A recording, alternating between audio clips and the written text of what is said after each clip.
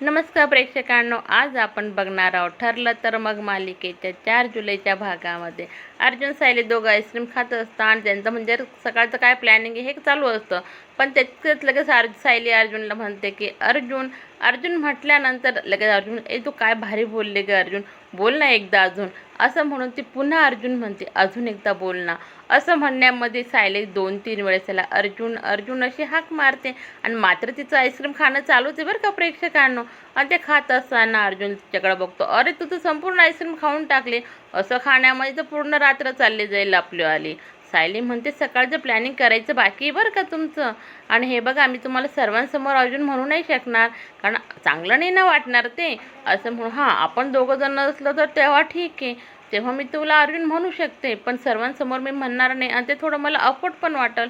चल अरे हो सकाळची तयारी करायची ना, चल चल लवकर उरकव बरं का. राकेश प्रियाला भेटायला जेलमध्ये येतोय आणि प्रिया त्याला म्हणते काय रे तू कधी आलास US वरून आणि तुला आता बहिणीची आठवण आली कर. त्यावर लगेच राकेश म्हणतो ए बाई तू कुठली बहीण माझी, तू काही माझी बहीण नाही आणि मला बरेच दिवस झाले यायला. मी तुला इथे सांगण्यासाठी आलो आहे की साई, पण त्या दोघांना आता खोटं कसं काय ठरवायचं याचं प्लॅनिंग करायचं म्हणून मी तुझ्याकडं आलो आहे बरं का. प्रिया अरे अर्जुन सायलीला समजले की ती तन्वी आहे म्हणजे नक्की त्यांच्याकडं प्रूफ असले पाहिजेत.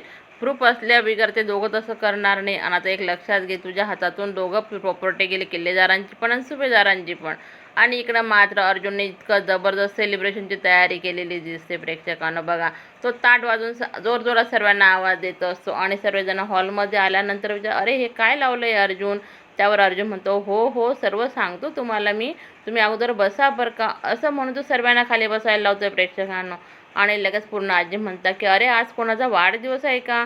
हे बघ अरे मला ना आता ना आठवणच नाही राहत रे वयानुसार, म्हणजे मी विसरली, कोणाचा तरी वाढदिवस असला पाहिजे. त्यावर लगेच प्रतापराव म्हणतात अरे सांग लवकर आणि हे झाकून काय काय ठेवलंय. असं म्हटल्यावर लगेच तो एक कापड काढतोय आणि त्याच्या खाली लगेच रविराज बरोबर तन्वी लहानपणाची दिसते. सर्व आश्चर्याने बघत असता. रविराज लगेच म्हणता हे बघ अर्जुन मी किती वेळेस सांगितलं ह्या घरामध्ये पुन्हा तन्वीचं नाव घेणार नाही कोणी आणि तन्वीचा विषयही करणार नाही. त्यावर अर्जुन लगेच म्हणतो की नाही नाही ह्या घरामध्ये तन्वीचं नावही घेतलं जाईल आणि तन्वीचा विषय पण होणार सिनियर. असं म्हटल्यावर लगेच अस्मिता म्हणते हां नक्कीच ही बहुतेक सायलीची प्लॅनिंग असली पाहिजे. सायली कुठे आहे बरं का. असं विचारत असताना सर्वजण म्हणतात अरे हो सायली कुठे सांग बरं का. अर्जुन म्हणतो हो हो बोलवतो आणि लगेच तो वरती हात दाखवतो प्रेक्षकांनो.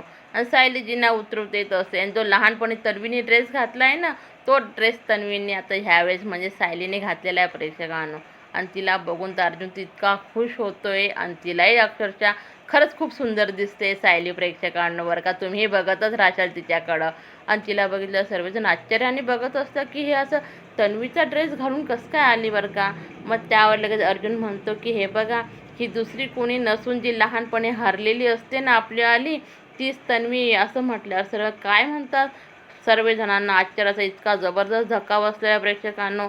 पण तितका राकेश पण येतो आणि राकेश चोरून त्यांचं ऐकत असतो. आणि राकेशचं प्लॅनिंग असं असतं की हे तन्वी नाही म्हणून तिला सांगायचं आहे आपल्याला. तुला अरे हे कसं काय शक्य आहे अर्जुन. अर्जुन लगेच म्हणतो की हो हो माझ्याकडं सर्व प्रूफ आहे. आणि तो जे DNA रिपोर्ट असतो ना ते सुद्धा रिपोर्ट तो रविराज यांना दाखवतोय. आणि तितक्यात मधुभाऊ पण येताना दिसतंय प्रेक्षकांना आपल्याला. आणि मधुभाऊ सांगत असं ॲक्सिडेंटच्या रात्री मला ही तिथं मंदिरावर सापडलेली असते जंगलामध्ये. आणि लगेच प्रतिमा आत्यासुद्धा सायलीला म्हणत असं मला नेहमी वाटायचं की तूच माझी तन्वी असेल. चला तर प्रेक्षकांनो पुढील भागामध्ये आपण भेटणारच आहोत. व्हिडिओ आवडला असेल तर व्हिडिओला लाईक करा, चॅनलला सबस्क्राईब करा. धन्यवाद प्रेक्षकांनो.